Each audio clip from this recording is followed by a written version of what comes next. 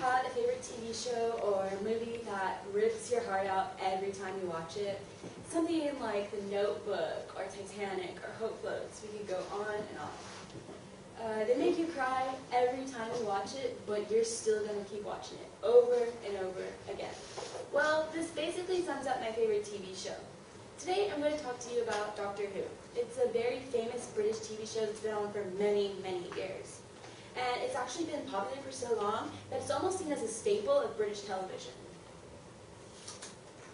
Before we dive deep into my presentation, I want to give you some brief knowledge on the show that is Doctor Who.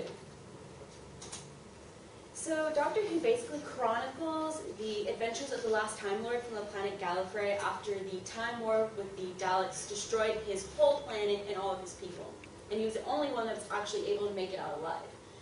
He is lonely and mysterious, which really adds to his madness, and he is known as the Doctor. He's over 1,000 years old and he regenerates, which means that he changes his outside appearance, but he stays the same person on the inside, which is why we have Doctors 1 through 12. He travels through space and time with his TARDIS, which is the blue box I have pictured over here. And the TARDIS is an acronym for Time and Relative Dimension in Space. He has his sonic screwdriver, and what's really cool about a lot of the episodes is that they happen throughout historical events. And one thing that an academic journal called Greece and Rome said was that it really does show the differences in our time period. So my main points that I'm going to make to you today is the history of the show, the revival series, and the community, culture, and fandom that surrounds the show. History of Doctor Who, or classic Doctor Who.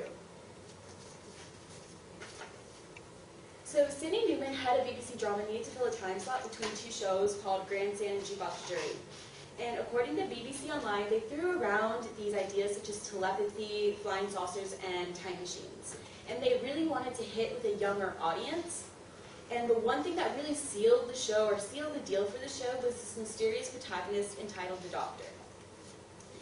The first episode was on November 23rd, 1963, and our first Doctor was William Hartnell.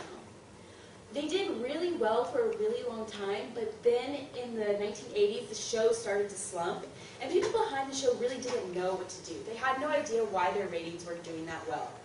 And Mark Horn, a person from The Telegraph, which is a UK-based news source, said that the creators of the show actually thought of changing the Doctor into a female, but this was decided against, so it ended up with the show being taken off air temporarily, which brings me to my next point.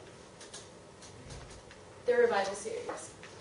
So Russell T Davies is the main person behind the revival series, and basically he was just a huge fan of the show, and he lobbied with BBC since the 90s to get the show back on air.